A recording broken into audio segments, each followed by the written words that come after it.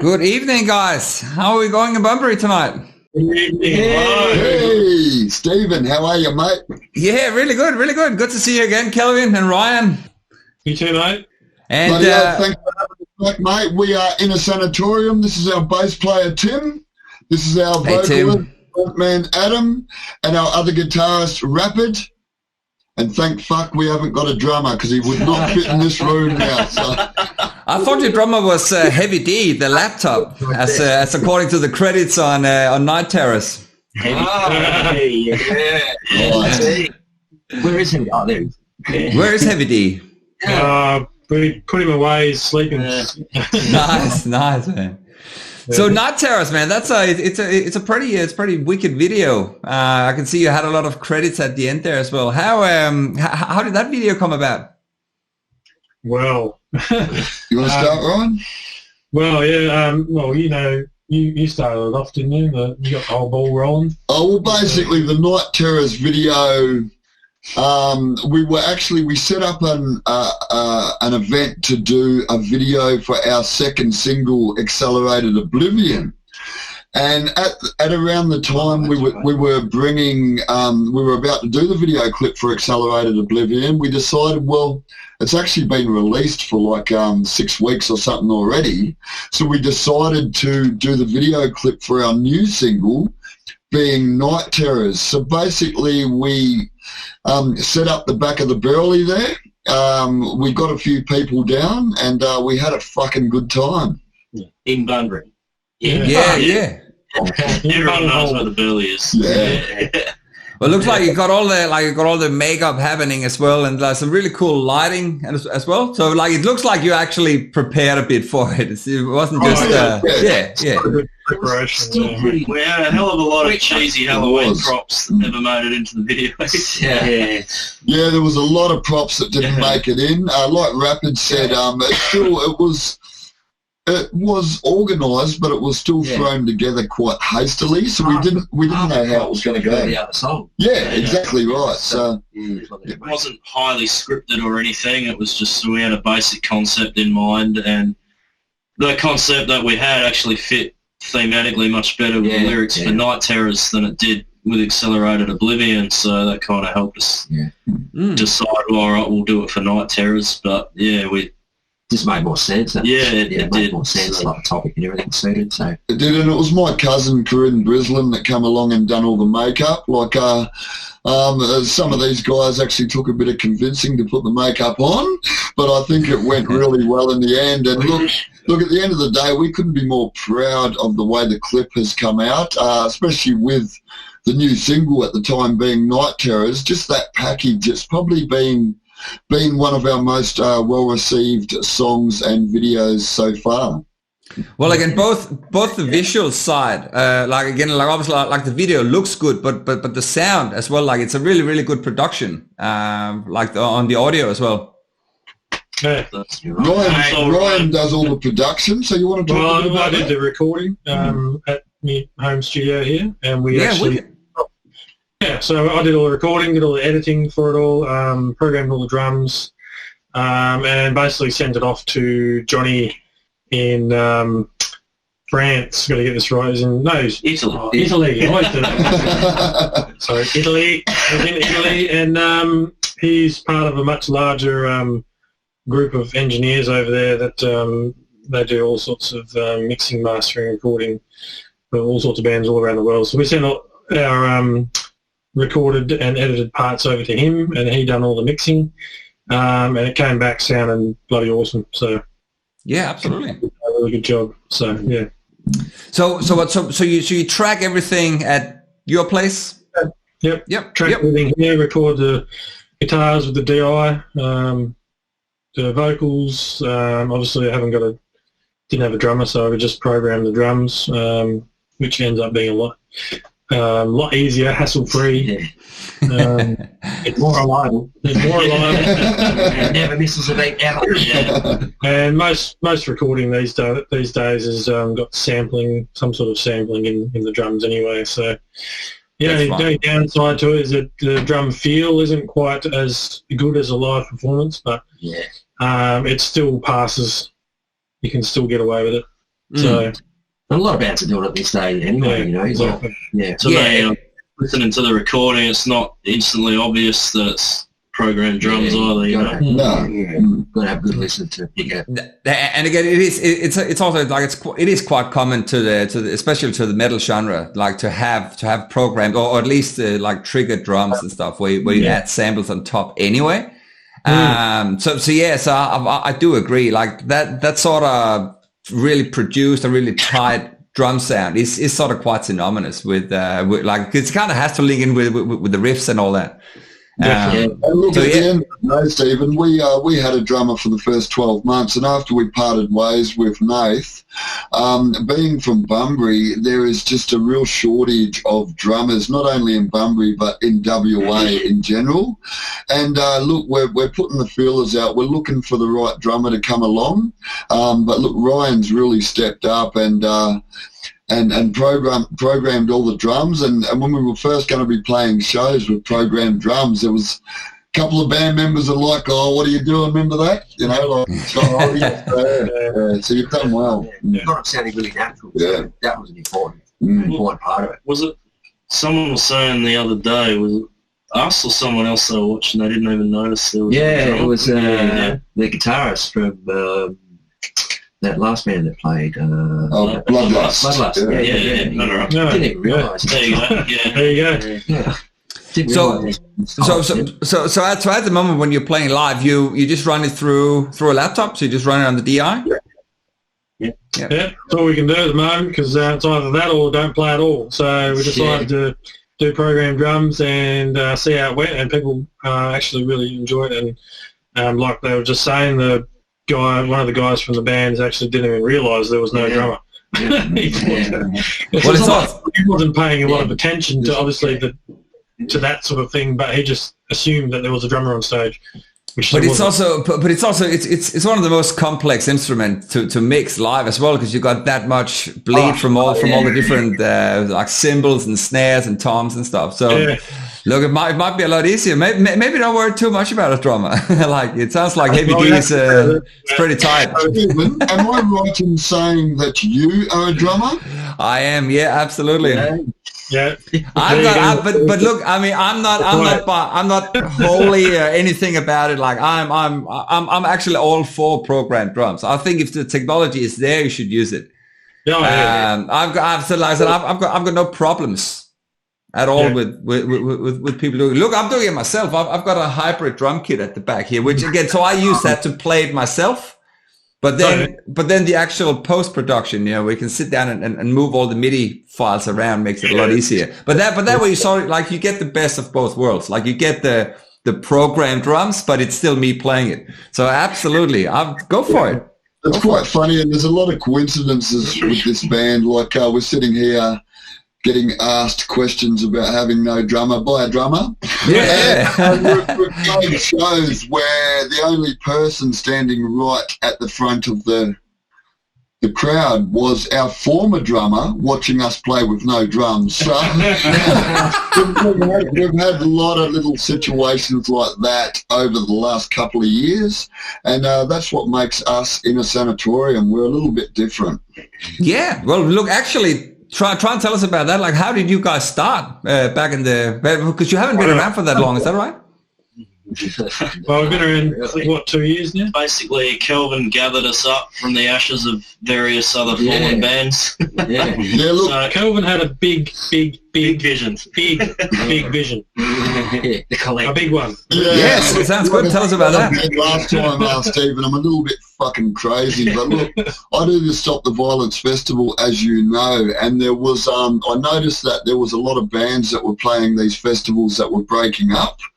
And I just had such a massive network of musicians. I thought, fuck it, I'm going to put together like a collective of musicians. The only two members I had in mind to be full-time members were my rhythm section, Chris Ailing and Nathan Catlin. And on every song, I was teaming up a different vocalist and guitarist from around WA. musicians that wouldn't usually work together. And in my mind, I could see it, and I thought, "Fuck yeah, I'm going to do this, and it is going to run smoothly." No, everybody could see how fucking insane this was. But look, at the end of the day, like I said, the only two full-time members I had in mind were Nathan and Chris, and if you look around in this room, you can't see either of those guys in this room. They're no longer with the band. But look, Ryan was brought on to do a song with Shannon Marston, who's the vocalist formerly from Nucleus. And that's how our debut single come together, Show Me Your Scars. That was as the collective. Rapid come on, and Adam, I think. I was before Rapid. Yeah. Before me, yeah. I was drafted in to do a cover of Heresy by Pantera. And then, I saw that on your Facebook page earlier. And we needed some rhythm guitar live for Show Me Your Scars, so I picked up my guitar and played some live guitar while Shannon sang that. And then we did one gig where we did a cover of, was it Jump the Fuck Up? Nathan ended up out on vocals and I was behind the drum kit, so that was an interesting show. Wow. How the hell did that happen? We played as a collective. We will talk about the disastrous Metal United show from last year later on in the interview, but I think the first 3 or 4 times we played Show Me Your Scars, it was with a different lineup, and I think we had a different person singing it every time. Was that right, Ryan? Yeah. You did the vocals on one show as well. I did the vocals once. Yeah. Shannon did the vocals, and Adam's done the vocals. So it's had 3 different singers, about 3 different guitarists, 2 different bass players, and probably 2 or 3 different drummers as well. There was 25 musicians involved to start with, Stephen, including some phantom members that we couldn't even fucking find. Ben Wilson, I'm looking at you, Ben Wilson.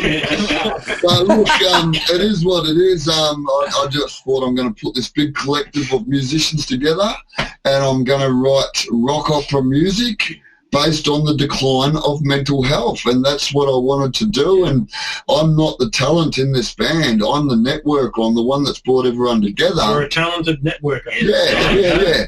But like I am creating a character called Just Insanity, and that was my character name from the start. And because this whole project was Just Insanity, but basically I'm still trying to morph out my character. I only have one job. If anybody's got a straitjacket out there in social media land, get hold of me because I'm struggling to order one online. But look, that's so cool. Together, but since we streamlined it over the last 12 months, the momentum has been phenomenal. And before I pass on to the rest of the boys, I've just got to say, Tim, he's sitting here nice and quiet, but he's been at every show. He has been at every show that we played from the start.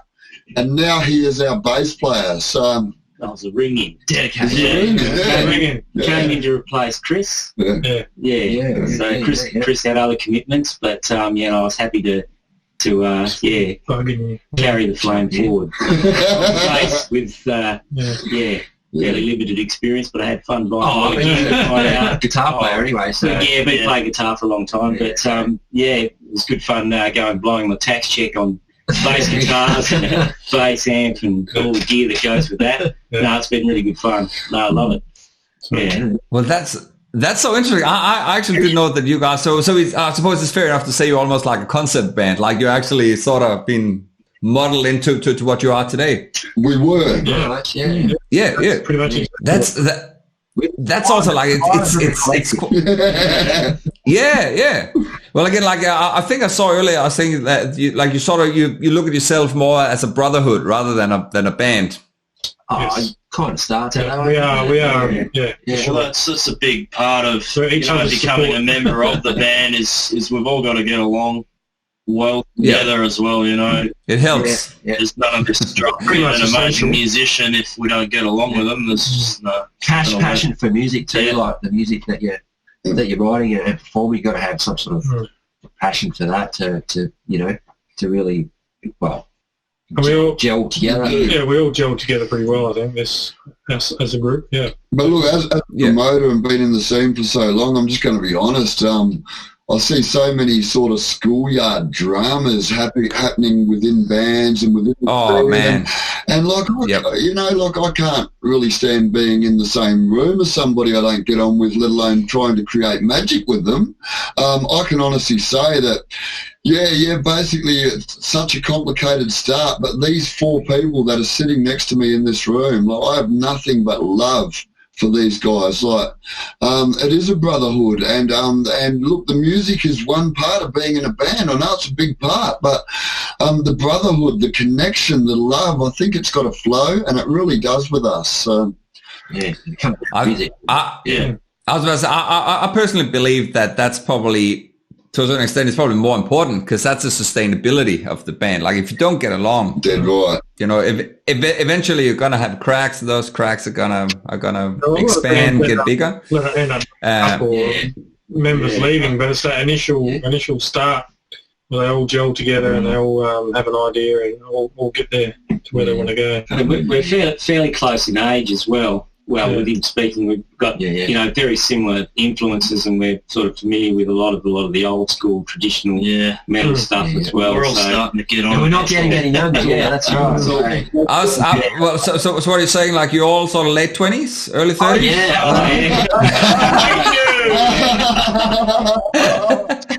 I brought up age at the last band meeting, and everyone was like, "Settle down, motherfucker." Shut up. I'm the youngest. We tried to label him as a 40-year-old. I'm not having that. Now that I've shaved my beard off, I'm 25. Yeah, that's it. I'm the same. I shaved yesterday, and like usually when you're starting to get, you know, like a week's worth of growth, like, just makes you look like like you're right, like 5-6 years older. So my wife was like,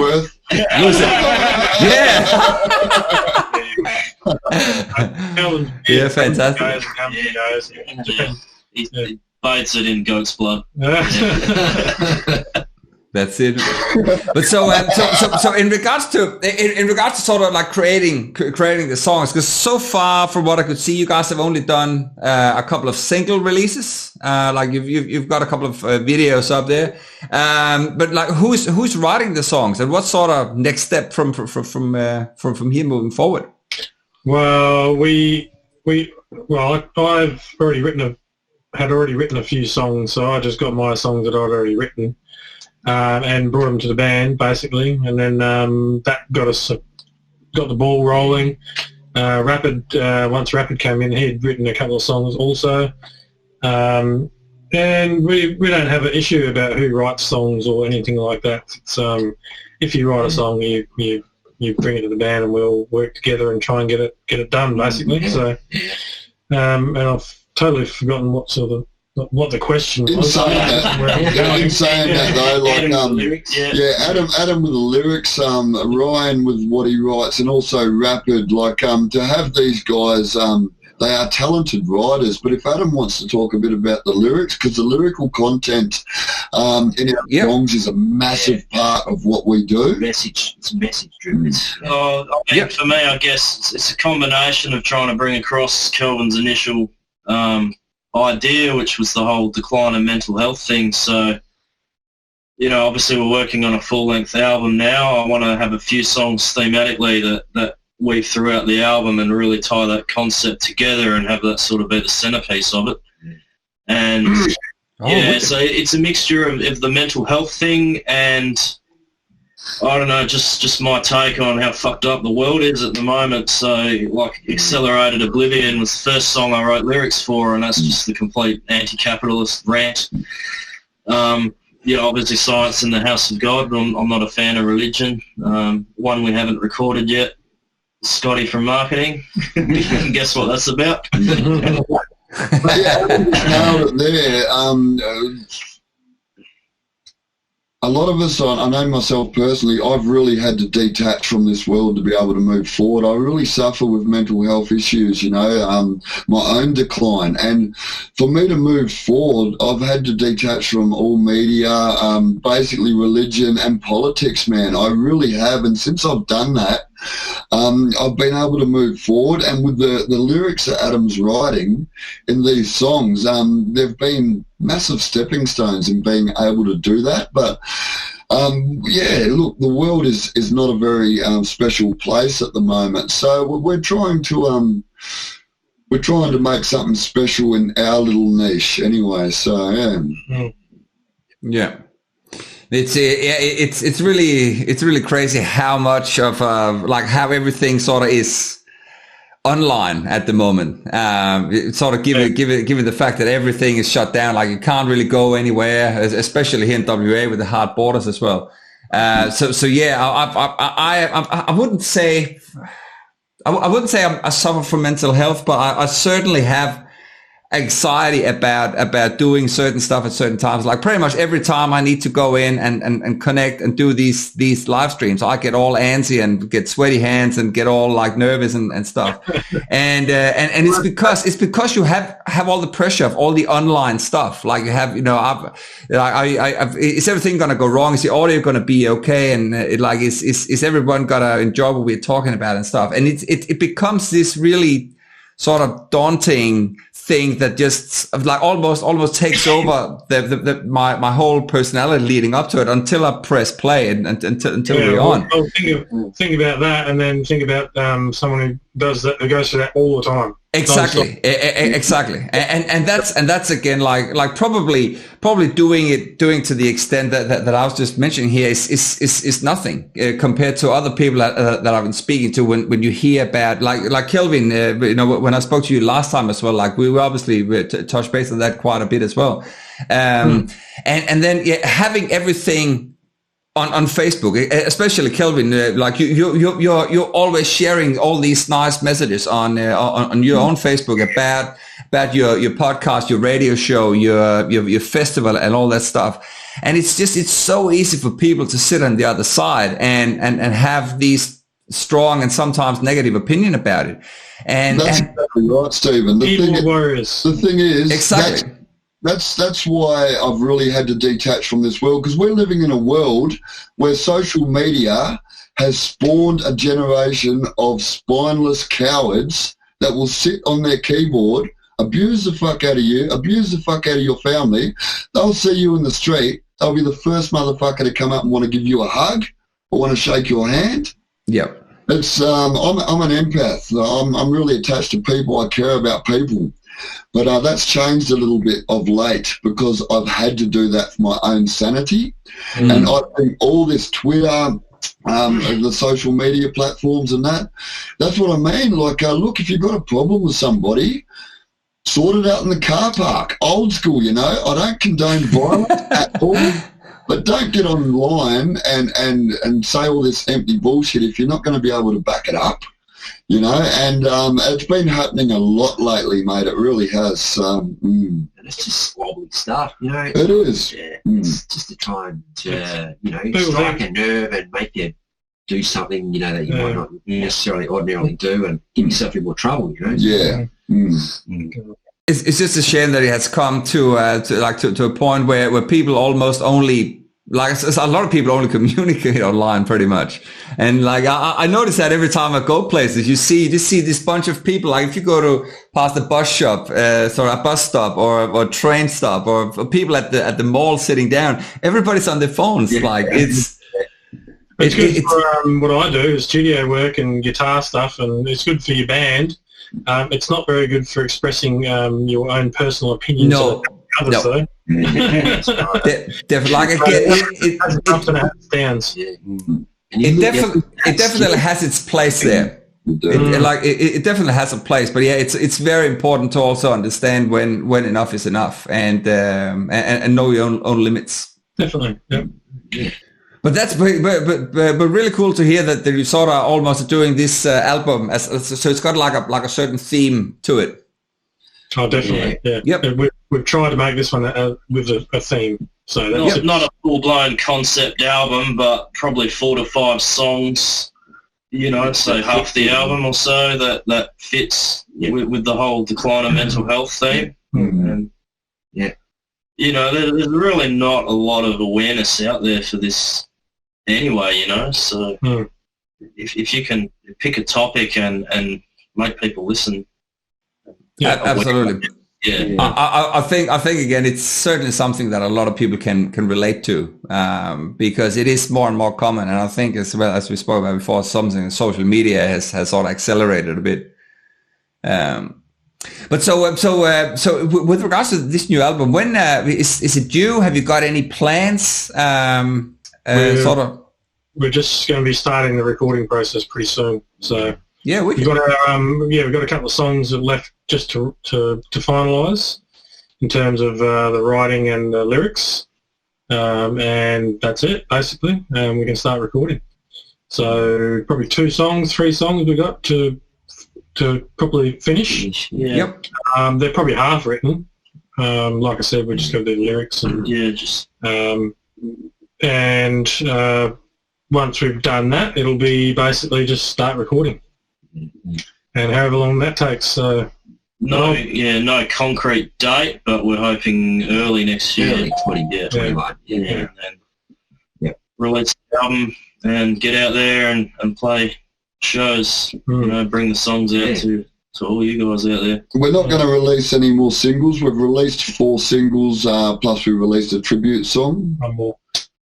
What's that? We're going to be releasing a surprise. We got a little bit of surprise release in store. I don't know if you want to talk about it, but no, we'll leave that. If it's a surprise, so give it. We do have one more release coming out, but it's nothing. Won't be a big budget thing or anything, but that's something to keep the ball rolling. Basically. Yeah, sweet. One for the fans. Yes. Hey. Wicked. So we've released 4 original singles. We are going to be doing this other thing, but we're not going to release any more original music of the album until its release next year. We're all very proud of the quality, the music, the themes, the musicianship. We really want to we're playing a lot of shows over the next couple of months, but we really want to start to focus on that album, because once the album's ready, we really want to put all of our heart and soul behind that. And even looking outside of WA, once the borders finally fucking open, we want to try and get this music out to a wider audience, because the songs are quality, and I'm very proud of the boys and all the work that they're doing, and Tim slotted in so bloody beautifully. What do you got to say, Timbo? Very beautiful, Tim. I'm just sitting there watching him drink wine, and I'm just thinking of that. Andy got a draw. I forget what it was. Garl was sitting there with his glass of red wine, and he takes a sip, and he just gets satiated. In regards to sort of like the borders and everything at the moment, like that's actually a good thing for the music. Like, it's easy to promote your music online, so that doesn't really matter whether the border's open or not. You know, that gives you a good opportunity to sort of target. Probably not easy, but it would be the same regardless of the borders being open or not. That's what I was going to say. Promoting is one of the hardest things for a band to do. Yeah, it's easy to put your music out there, but to actually get people to listen to it and like it enough to actually come and see you live, that's a whole different kettle of fish. You almost need a full degree in marketing to market your band efficiently and properly. That's it. Yeah. Full-time, someone who can do it full-time and who knows what they're doing. I've tried, and it's I haven't gotten anywhere. But I'm not very good at it. Kelvin's better at that sort of thing, you know, than we've been in previous bands together as well. So it's good having someone like Kelvin on board who is good at that promotion side of things. It really helps, you know. It probably lets us focus on what we do as musicians rather than trying to spread yourself thin and do the whole marketing side of it as well. And that was the plan. Look, these guys are the musicians. I'm a promoter. first and foremost. I do a lot in the management role of the band. I'm booking gigs and that sort of stuff. I'm doing a little bit of backup vocals and that sort of thing, but promotion is I know that's where I hold my worth in this band, and these guys are, through me doing that, they can really focus on what they need to do. And look, there's been times where we've had to part ways with certain members because things haven't been working out, and it's never easy to do, you know. Like it's almost like being in a relationship with it is, dudes, you know. Like it's hard to sort of have to put the hard word on somebody and say that we can't, it's not working out, you know. So that sort of falls on my shoulders a little bit, and it's not easy, you know. So it is what it is, and I'm proud to say that even the members that aren't with us anymore, we're still all mates. We all get on really well, and we catch up at shows. So there's no animosity at all. We're all friends, and it's based on love and respect. But no, you're absolutely right. It is a relationship, and that's also why it is so important to be able to get along, because you are in your case at the moment, you're like, it's like a 5-way relationship. So again, everyone needs to have their own voice, but they also need to, like, you need to have that mutual respect and sort of leave the ego at the door. And be able to work together, because you do have to put work in, you know. So. Exactly. Still got to go home and learn your chops and sit down and practice the songs, work out, you know, and get stuff recorded and sent, you know, to and fro with the music stuff. And you've got to be able to communicate with, which we all can do quite well with each other. We're all pretty good at working out what we need to do each, and so. And chart the PA. Someone's got like I don't know why it just hit me now. Now, you know, I was just thinking about the fact you don't have a drummer. How do you guys rehearse? Like, because obviously it'd be pretty difficult. Yeah, my neighbours are suffering, but yeah, without a real drum kit, you can actually play at a lower volume, which is really handy if you're playing in a residential area. I'm in Capel, which is south of Bunbury a bit, so it's a bit more sort of open, you know, as far as you can make a bit of noise out there, probably more so than you would in suburban. He just gets on well with his neighbours. But yeah, no, it's fine at my place. I've got enough room there, and you know, I live on my own, so I can have all my musical stuff taking up a whole open plan lounge room, which I do. Drum kit set up in there, even though I probably... He's got, 3 drum kits, 2 bass, 5 guitars. More guitars than that. About 6, 7, 8, 9 guitars, I don't know. Yeah. Amps everywhere. House is full of... There's a keyboard there as well. Keyboard, yeah. Oh, you got to have it all. He's just got to work out how to play it all. Okay, I just got to do that, yeah. I'm in the same boat there. I've got all the instruments. And yeah. No, it's fun going to Tim's house because you get to play on each instrument. Yeah, just take turns, just rotate. We run the program drums through Tim's PA. It works really well at jams. So you got more control of the sound, you know. Yeah, that's right. Yeah. So would you almost write the? I'm just trying to figure out like would you write the drums first and bring them down and jam over them, or would you almost have some of the songs mapped out first and riff on top of that, or how does it work? Well, yeah, so the way I do it, when I'm doing it, I just write the riff and then put the drums over the top, to how I think it should go. Yep. And then I think you do the same thing. Yeah. Rapper does the same. Yeah. Write the story, put the drums to it, and then just chop a change till we get it right. Yep. Re-record your guitars, then pass it on to the bass. Once the basic music's recorded with the drum track behind it, they'll handball it to me, and I'll start writing lyrics and whatnot. Yep.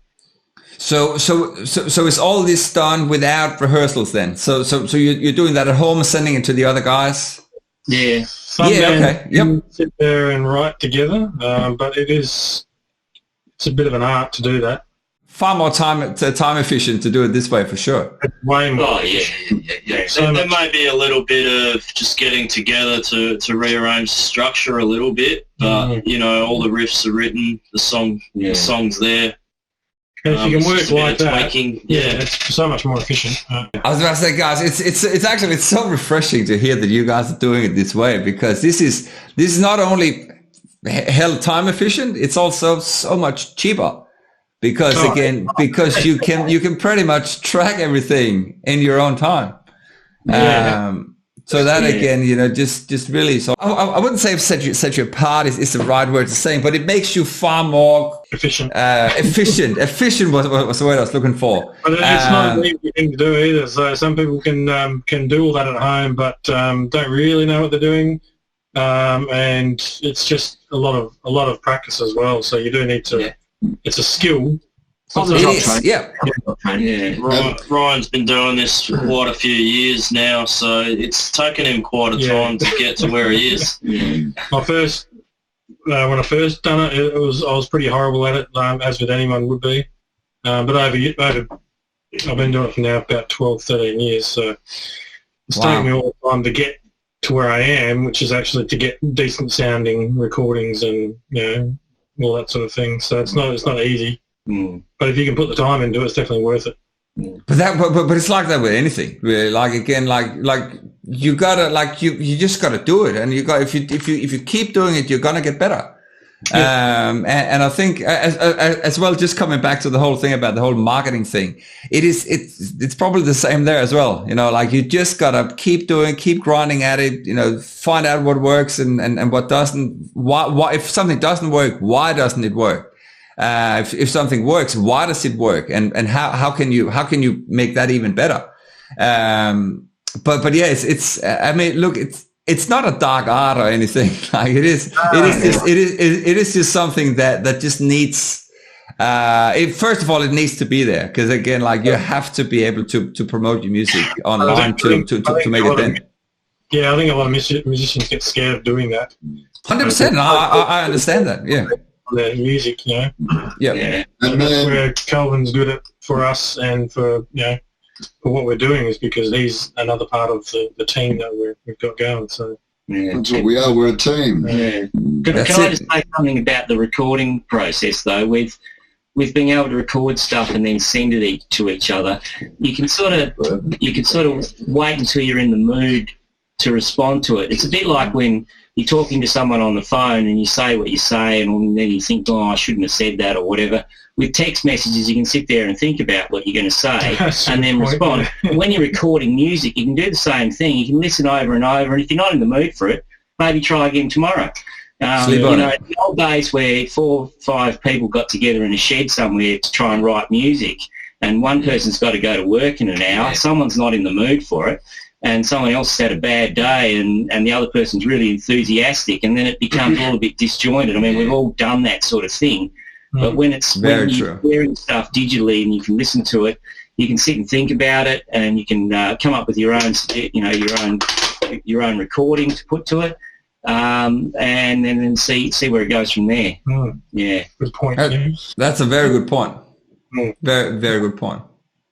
And look, this program Drum Sync's working really well for us, especially coming into the album. The boys will know what I'm talking about here, but if anybody's seen the size of our original drummer's drum kit, you would understand why this is a little less complicated. That was a mission miking that thing up, wasn't it, Ryan? Yeah. It's just huge. It was huge. Yeah, and it makes it really a long process. And if you don't get the drums right, you've just wasted all that time, and you haven't even got a good recording. You know, if you don't nail it. Yeah. I'm pretty sure you know what I'm talking about anyway. So. All too well, actually. It's one of those things where you can go, and it's also like it's so hard to do, like to actually go back and do post-production on live drums, because there's so many channels, there's so much that like you get phasing issues and but yeah, look, as I said before, I'm all for programmed drums. Like I do it myself. I mean, I got the I got the luxury of being able to still play them, but I still go back, you know, and I wouldn't say I quantize stuff, but I certainly do move stuff that's not 100% to the click and stuff. But at the end of the day, yeah, it's a whole thing. Instead of you going into a studio and you spending thousands of dollars and getting some perfect drum takes that might not be all that perfect and are going to be really difficult to do proper post-production on. Having the whole ways of sort of doing it in MIDI gives you so much more freedom. You can change the sound if there's a couple of drums you want to sound different because you're actually changing the whole tone of the song and stuff like the guitar tones, which are usually done after the drums are tracked anyway. Like you have that freedom, and I get it. Yeah, you can put in the extra triggers here and there moving forward, but it's so much easier to do it this way. Oh, yeah, definitely. And it's just people have this preconception that it's actually electronic. It's not electronic. They've recorded drums. And all they've done is they've taken that recording and made it repeat itself. So it's just it's properly recorded. Yep. It's not full electronic. It's just you're putting those recordings into certain patterns. And there was a few people that were taken aback, like I said earlier, when we were first going to do it, you know. But then once we played the first show with programmed drums, everyone jumped on board, and it's become sort of accustomed to us now. And we're seeing more and more bands that are starting to do it. Yeah, that's right. There's a lot of reasons why, but one of those big reasons is there is a real shortage of drummers here in WA, and the other reason is with the technology and the programming sort of stuff that is available these days. You can make those drums sound so natural, you know. Yeah. Oh, it's actually bullshit how good it sounds. Like in many cases, like you can probably make it sound better than you can in some studios. Because it's so difficult to get this really, really proper fat sound unless you go into a really good live room. Because there's so many things when you are recording the drums that makes them sound really fat. Like you got really good mics, you got a good room, good acoustics. You need a good drum, a good drum kit that's tuned correctly. You obviously need a good guy to play it as well. And then once you can do it on a computer, and I know that this can be like you can get fucking burn on the stake for saying this, but I mean, like in many cases, it's actually better to do it this way. Yeah, like I was saying, you can't. The feel. The main issue is just the feel. Now it's not the quality of sound; it's the feel. But it's funny though, if you listen to especially a lot of like metalcore and sort of mathcore, gent and stuff like that. Going for, of course, yeah. Yeah, like it has to be like almost too tight for anyone to play unless you're Thomas Harker or something. At the end of the day, if you hear a grindcore band or something like that, a power violence band playing with programmed drums, nobody says a thing. But as soon as a sort of more traditional metal band tries it, everyone's like, "What the fuck are you guys doing?" You know. Yeah. But that's just the way it's going at the moment. We're really, really wrapped. So.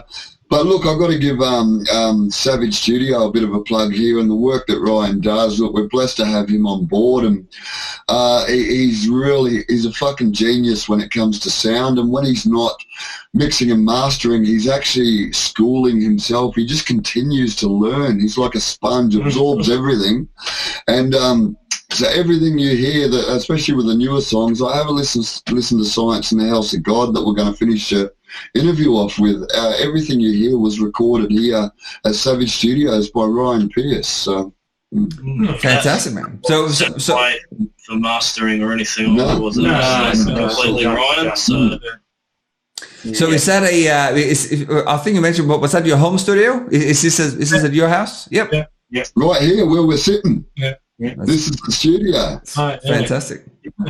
Fantastic. And is it something you're doing full time? Well, I'm starting off. I ended up leaving my job to try and do it full time. It's not an easy thing to get into, and you need lots of money to get lots of gear. But you actually don't need a lot of gear. Gear is more of a luxury. I'm just training myself to. Basically a computer, lots of plugins, a decent recording interface, some good speakers. and you can do a lot of stuff with just that. Yeah, and that's exactly like plugins. You mentioned as well. It's crazy how good plugins have become these days. They're not better than hardware, but they're up there. And a lot of the world, the biggest mixing engineers in the world now are completely just plugins. They don't use any hardware. Some of them. So it's definitely. So are you, if you're sort of doing it full time or trying to get it up and running, are you recording other bands as well or mixing other bands? Yeah, I'm starting to. Had a lot of interest. Just trying to get clients in and get my experience and get my name out there.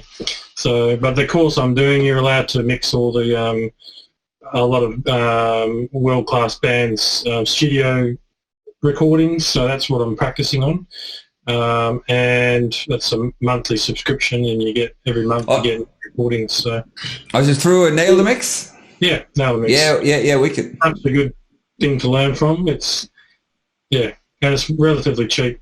It's not even that much. What is it, like $20 or something? It's about $40 a month, or no, $50 a month, something like that. But you learn from all the best studio engineers in the world. That's it. A big shout out to our brothers in As Light Decays and also Jammer. Adam's wearing the shirt. Ryan's mixing and mastering all their music. And look, there's this new generation of bands that are really starting to pop up now. And look, Innasanatorium are locked in with this new generation of bands. And there's so many young bands, or new bands, not always young, hey fellas, but that are really coming together to sort of I'm just going to be honest, it's almost like I haven't seen a resurgence like this in the scene since the 90s. The last few shows that I've gone to, just the vibe, the atmosphere, it's phenomenal. Maybe the year we've had with COVID. There's also the fact that we're in WA, proud West Aussies. We're very lucky to be where we are at the moment. Through what's happened, West Australia's probably got probably the leading live music scene in the world right now, Very true. And Ryan's mixing and mastering a lot of these newer bands, and just the connection and the brotherhood that we're creating with these bands. Haven't been able to say this in a long time, but I'm really excited about the future of the West Australian music scene. I really am. Good comeback metal. Yeah, but in the 90s, you know what it was like, and a lot of ways that was before the social media and all that shit, when everyone just went out and had a lot of fun. There's a lot of big shows. For something happened and that died, and it wasn't like that for a lot of years, and I'm glad that many of us have persevered, because the fruitation is just wonderful at the moment, so we're proud to be a part of it, Stephen. Yeah, the talent is ridiculous. It's ridiculous. Yeah, but I think that's probably also, again, it probably also comes down to the fact that, again, that everybody has the opportunity to create music now in a much broader scale than what you had, say, back in the 90s, where you were heavily reliant on having to go into all these, multi-million-dollar studios, and you're reliant on record deals to be able to actually put an album together and all that. So right now, as Ryan mentioned, like, you can sit at home, you can have a good audio interface, you can buy a couple of plugins. There's so many tutorials out there to learn how to mix and actually create really good sounding mix and really good sounding songs. So the fact is that all these bands out there are now doing that, and especially in WA, where we actually have the opportunity to go out and see them play live, which is in the current climate is quite unique. It's amazing. It's fantastic. It is. It's absolutely fantastic. But look, before we talk about the gigs that we've got coming up, going to try and get Rapid and Adam and Tim a bit more involved in the conversation here. So we'll start with Rapid. Did you want to just tell Stephen a little bit about your musical history and the band you've played in? Okay, well, for a start, my name Rapid. My first band was Rapid Fire, which kind of stemmed from early thrash, from the 80s and 90s, like Megadeth, Metallica, the big four kind of deal. It's kind of thrash, and met another mate of mine, started working at the same company I did, and he was heavily into death metal. He just skipped that whole thrash area. He went, want to go from Iron Maiden best band in the world, he reckoned. He went straight from Iron Maiden, straight to Cannibal Corpse. And that's wow. He went to see him and he's like, It took me a few years to make that. He trained himself. He had a few bands. He's Kiwi, so from New Zealand.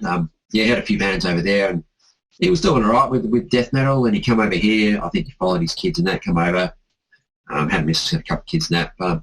Started working for us, and found out that I played guitar, played in another band, and kind of tried to poach me. But Rapid Fire was finishing up at that stage, so I was free anyway. So we hooked up and started playing some death metal. So I did a death metal band, Suffering Right. For Great band. 2013, I think we kind of started off, and got a couple of releases out. Once again, you have musician drummers, finding drummers for one. That old chestnut. It's ongoing. Yeah. You guys We're still kind of writing and doing little bits and pieces here and there. But and then I met these bunch of lads, and always been going to the shows and seeing the guys individually play with their respective bands and that. I don't know, it must have been by pure chance or coincidence or fate, if you want to put it like that, that I managed to end up in this outfit. I don't know actually how I ended up. I think fate's got a big thing to do with it. Fate's definitely got a big thing to do with it. Just more romantic. Playing bass actually for a couple of songs, just for a show. Just they needed someone to jump up and do a couple of bass tracks and a couple of songs, and I'll jump up and do that, and then from there, kind of they must have had a little bit of a chat, and do you want to play some guitar? Yeah, you and Ryan played a bit of guitar together and gelled really well. Yeah. And Ryan basically said, I'd rather have him as a guitarist than a bass player, so it was all right. We've got Rapid in on guitar. Well, let's look for another bass player. And that freed you up to concentrate. Yeah, well, I was only playing guitar on the one song at the time because Shannon was supposed to be doing the vocals. No other band sounds like us ever. No, I love it, man. Then Timbo stepped in. Yeah, I was going way back. I actually, my old man was, he had AC/DC TNT on record, which used to come home drunk from the pub and crank right up, much to Mum's disgust, and I'd put up with it. And I'd sit on the couch with that album in my lap looking at it. And I always remember it sounded evil to me. And I hadn't really heard anything else like that at that particular time. I was about 6 or 7 years of age. But where we were living, we were out in the Cocos Islands, and there was a radio station out there. And I had a radio show for 2 hours on a Wednesday afternoon after school. And I used to scour that record library and just listen to everything. I'd go in an hour before and listen to all this stuff, and I discovered early ZZ Top and obviously the AC/DC and all the other 80s music like Pseudo Echo and all that sort of stuff that was around at the time. But I was always drawn towards, guitar sounding stuff, more heavy guitar, overdriven guitar sounds and that. And then into high school, it was obviously Iron Maiden. I think it was probably when Injustice for All and Rust in Peace came out, and that sort of took over the mindset of myself and all my mates, and we went into that, and Slayer, and then the love for it grew and grew. I was in the army for a few years, and I always remember going out with those army fellas, and they dragged me to nightclubs, and I hated it. I just wanted to go to live bands and see live music and that. And eventually, when I got out of that, I was at uni. I was able to go and do whatever I wanted and pursue the friends I wanted, and I ended up in Perth. And I joined a band called Firefox, which is sort of a glam metal band. Greg Fawcett's out there. I'm sure he's out there somewhere. He's going back. It's going back 20 years now. Played with them for a year or so, and we recorded a bunch of stuff, and that was good fun. And then, life takes its turn. You go in different directions, and you move according to work and all the rest of it. But the love for metal and music just never went away. And then about 2010, I started playing, and I was pretty desperate, living in Capel. I'll play with anyone, whatever genre, I didn't care, jazz, blues, whatever. And I did play with a blues group for a while, just playing lead guitar. Oh, wow. And that was good fun. We did about only 3 gigs, but it was really good fun. It really rekindled the interest in what I'd learnt up until that point on guitar. And you have kids and blah blah blah and all that sort of thing, and house and a job and all those things, but you're sort of keeping it on on the boil there, and get a few good instruments behind you and a bit of practice on your belt, and then the right bunch of blokes come along and share similar interests, and it just all sort of falls in your lap, and I can't believe it, but it's been a long wait. Yeah. That was amazing. And that's a good story. Yeah. Well, I moved down here from Perth in 2010, so had probably 2 or 3 failed attempts up there to get bands going, and never made it out of the garage or even to having a full, crew of members at the time. But that was on guitar, so yeah, guitar was the first thing I learnt, and yeah, moved down here, started working out at the Meatworks, and my boss at the time was a bass player, and he was in a band with Ryan, and they'd sort of just left that band and were looking to start a new band. He found out I played guitar, and he just goes, "Oh, why don't you come around on the weekend and just have a jam with us and whatnot?" So that's when I met Ryan and started playing guitar with Ryan, and that was the first band we had together, Medusa's Gaze.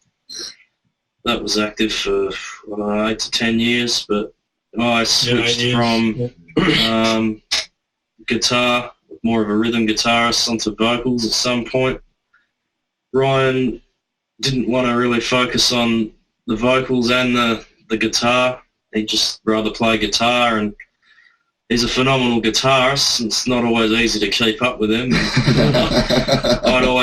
I'd really wanted to be a singer, from when I was a young kid. So it was, all right, let's have a crack at it. And wasn't that great, but I mustn't have sucked too bad, because we stuck at it, and yeah, just ended up going and getting a few years worth of singing lessons, and I'm doing a few singing courses and stuff like that now. So like Ryan, I'm just trying to continually grow as an artist and get better and better at what I do. But yeah, halfway through Medusa's Gaze, Ryan was helping out. We mentioned Chris Ayling, and he was playing bass in the band She Oliver Baden. Ryan went and helped them out, ended up sticking with them, and they needed a vocalist, so why don't you come have a jam with us? And that stuck. That was more death metal sort of thing, so for me that's just a lot easier than doing the clean singing as well. Medusa's was a mix of clean and death metal stuff.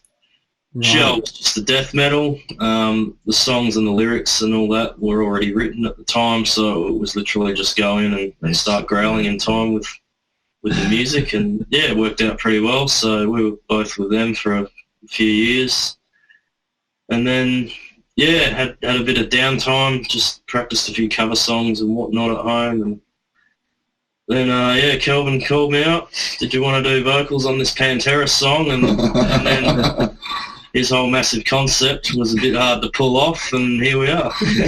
Nice. Got headhunted. The first time I actually met both Ryan, Adam, and Rapid, I was hosting a show called Global Metal Machine on Harvey Community Radio, and they'd come in and I interviewed them live on the air. Who can forget episode 61? I believe, interviewed these guys. Had a bit of a dandy old night. It was a good one, but all I got to say is I nearly got taken off the air for 18 months after that. So never another interview like that one. But wow. the fact that I've met them all as an interviewee on my radio show, and now that we're sort of not only playing in a band together, but we're all really, really good friends and a brotherhood, like we said earlier, I sort of pinch myself. And Tim's the odd one out, because he's the only member that didn't come into this band as a collective. He's come in as like a clean skin. Nice. Drinking clean. What happened in that interview? I'm curious now. Oh, here we go.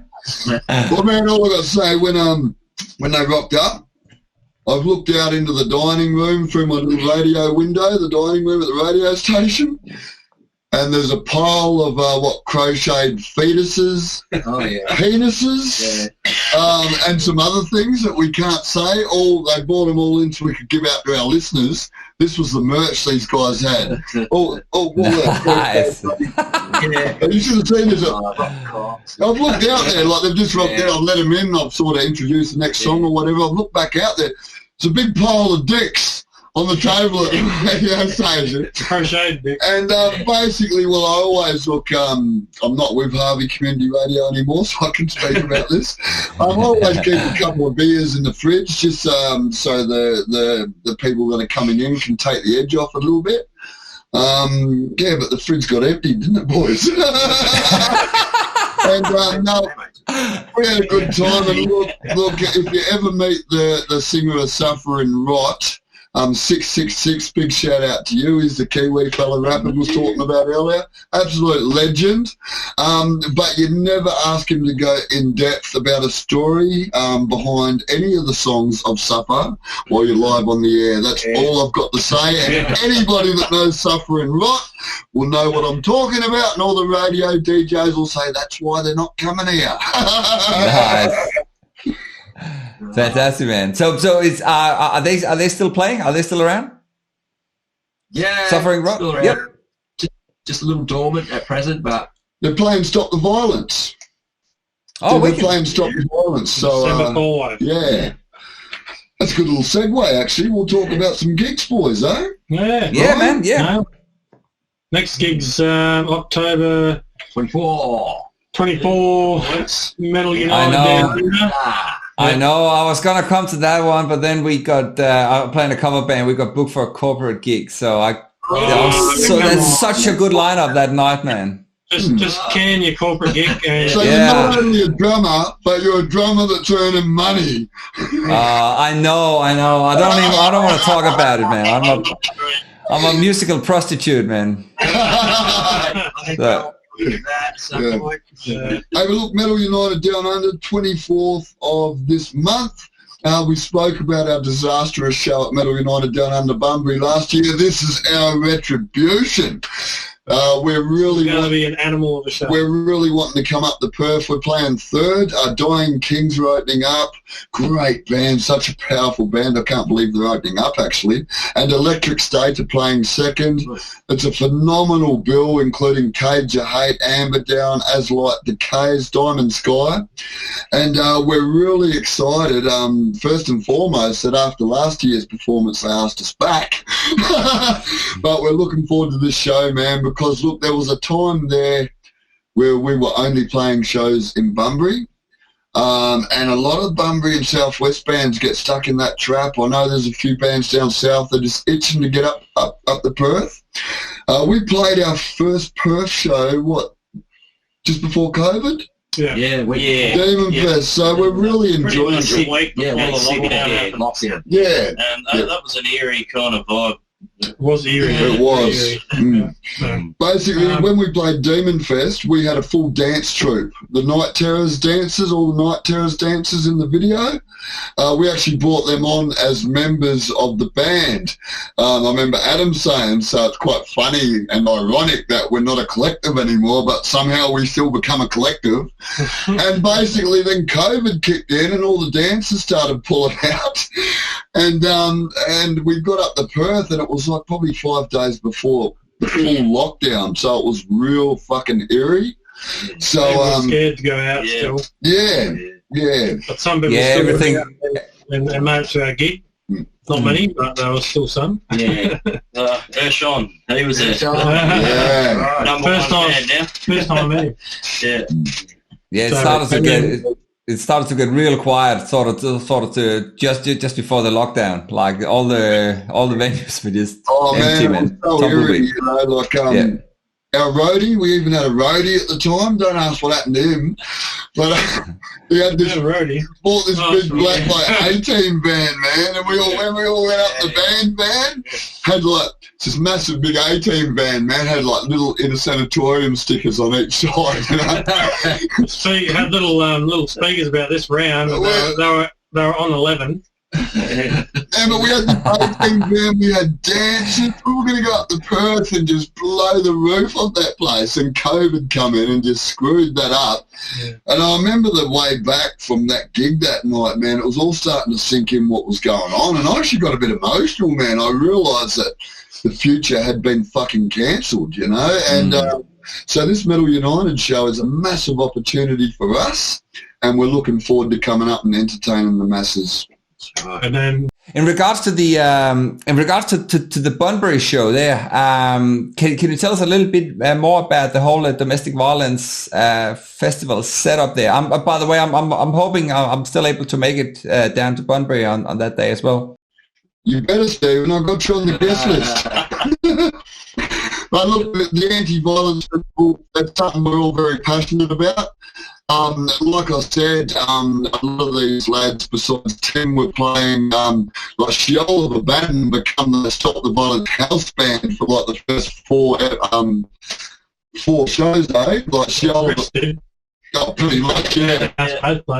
Yeah, so basically, the fact that we're all playing this Stop the Violence show is something that we're very passionate about. So all the money, the takings are donated in its entirety to Relationships Australia.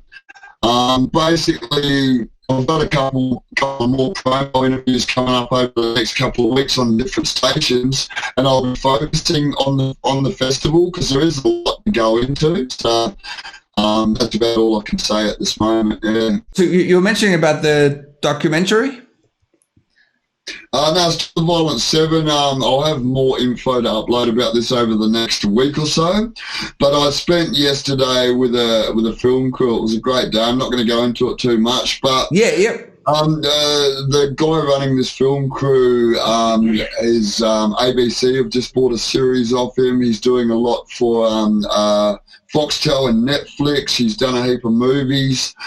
He's really got a good name in the scene, and he is going to be filming the Stop the Violence Festival interviews, and it's all going to be tied together into a documentary style, sort of like a feature of the festival. So it's set in stone. So yeah, it is what it is. It's going to be really good.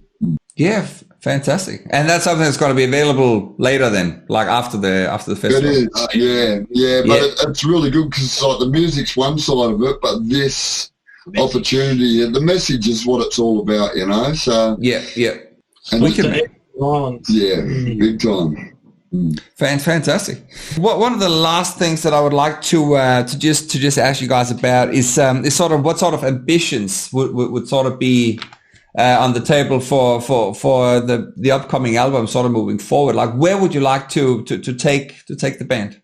World domination. That's it. That's What else would you want to be doing? That's always the ultimate goal. Isn't it? You know, that's what you dream about your whole life. But realistically, at least we want to be, you know, playing shows outside of Western Australia, basically, and want people show up. And we want to be able to have our music played around the world. So it doesn't matter how many people listen to it, as long as it gets out there and we've got something to be proud of. That's the main thing. And metal guys are not immune to mental health problems. Exactly.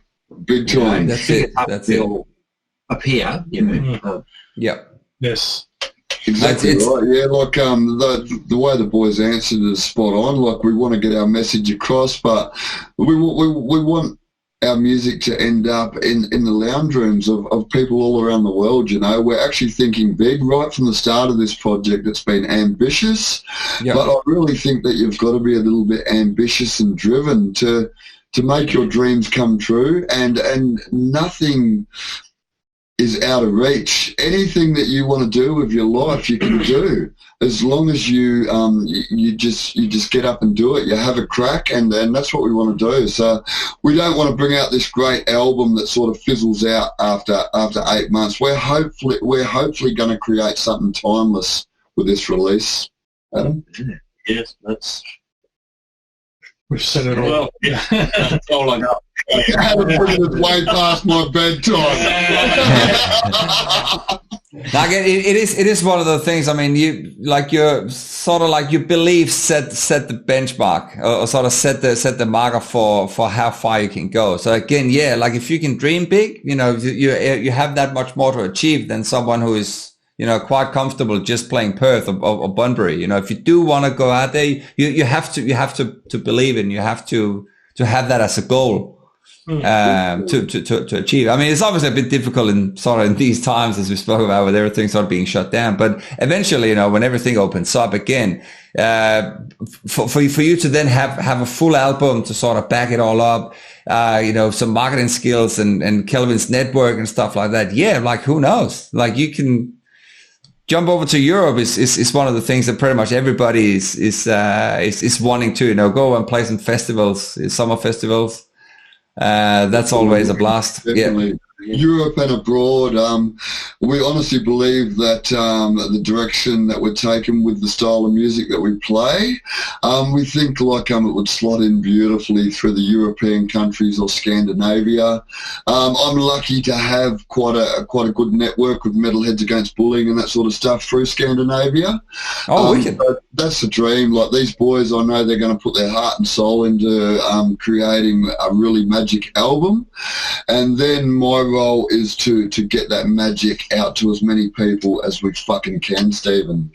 I know you've got contacts in Denmark. Love it. Yeah, man. Look, like I said, I'd love to be able to catch up with you guys in person one day, man, because it's so much easier to sit down and have a good chat about it when you're not looking through a little webcam here. But yeah, absolutely, man. By the time there is something, if there's anything I can do to help or connect some dots, man, yeah, absolutely. I'd love to. Beautiful, Stephen. Yeah. I'd love to, man. So, are we sort of winding up now? It's been about an hour or so, hasn't it? Yeah, it's been about an hour and a half, but... Well, look, before we go into our new single, I just basically wanted to say that, in this scene, just I think, as Ursh said on the group chat the other day, just rise above, like as with COVID and the year we've had this year, like all the negativity, the hate, the anger, the frustration, we've just got to rise above that. If we become 110% unified, this West Australian scene, as you said earlier on, the talent is next level. If we were only unified as a solid unit, we could take over the world with the music that we've got here. So just unfortunately, keyboard warriors and other people's opinions, once they're in your head, they'll be the things that stop you from achieving your goals. So just get out there and do it, I think. But it's always going to be the naysayers that you need to be able to filter out. Yes. And I don't think that, so that again would have nothing to do with whether you got COVID or not, or whether you have, open or shut borders and stuff. It's just how the world is at the moment. But yeah, I think the main thing is if you can actually utilize the whole COVID situation worldwide in your favor, sort of being the fact is if you can be proactive and you can say, look, COVID is probably almost like a blessing in disguise in many ways, because it does give you the opportunity, especially being here where we can still catch up and the five of you can still sit in one room and all that stuff. It does give us the edge over so many other places in the world at the moment. So if you can utilize that to your favor, yes, you're absolutely right. WA could maybe not necessarily take over the world, but they can make a big dent in the music if they want to, if they have the ambition, if the bands have the ambition to do so, absolutely. The 100%. Musicians are here. Just no drummers. Yeah, fuck the drummers, man. I love it. Driving a good message. Driving that good message. Yeah, get the laptops going, man. Then you wouldn't. But then again, absolutely. If you do sort of rely on your laptops, you might have the same sort of technical issues as I just had here, where the actual connection glitched and stuff. But yeah, as always. Yeah. No, look, it was actually super, super cool, man, to chat to you guys. I wasn't actually 100% sure how that you've been through so many band members and how the whole band was put together. But it was a really cool story. I loved it. I cannot say that enough. I love the fact how you guys operate. How you write the songs and you send it around. That's how I reckon a lot of bands should operate, should utilize technology to their favor instead of, because again, there's nothing wrong with the old school way of catching up and writing songs and have a couple of beers and blah, blah, blah. But how you mentioned earlier about the fact is that sometimes when you go into a room and you want to create music, you might not be in the right headspace because of like one might have had something at work and the other was super enthusiastic. It's actually spot on. I've never thought about it like that. And that's such a good way of looking at it. So how you guys are doing it now is spot on. It's so good. I love it. Cheers, dude. Much love. I love it, man.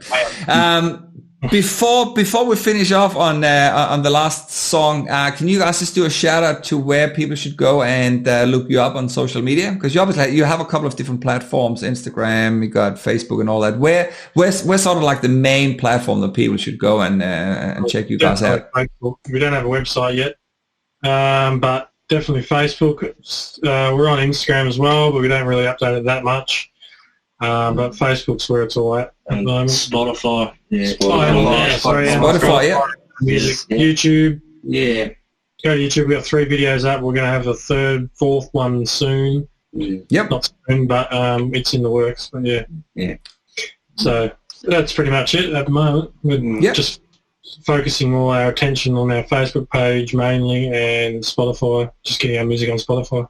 Yeah. Fantastic, man. Awesome. Guys, it's been an absolute pleasure. I really, like I said, I'm so bummed out. I won't be able to come to Metal Down Under, but like I said, I'm very, very certain I'll make it down to Bunbury. I definitely cannot miss out on that lineup. A room and come down. Yeah, absolutely. Thanks a million, and to all the bands that are out in social media land that might be watching this, get hold of Steve, get hold of the Helhammer Hangout. The work you're doing is wonderful. The promo work you're doing is phenomenal, and we can't thank you enough because we need more people like you on our side. So thanks, Steve. A pleasure, man. A pleasure, guys. Really appreciate it. So yeah, we're going to finish off now on Science in the House of God. Do you guys just want to do a quick shout out and just tell me a little bit about what that song is about?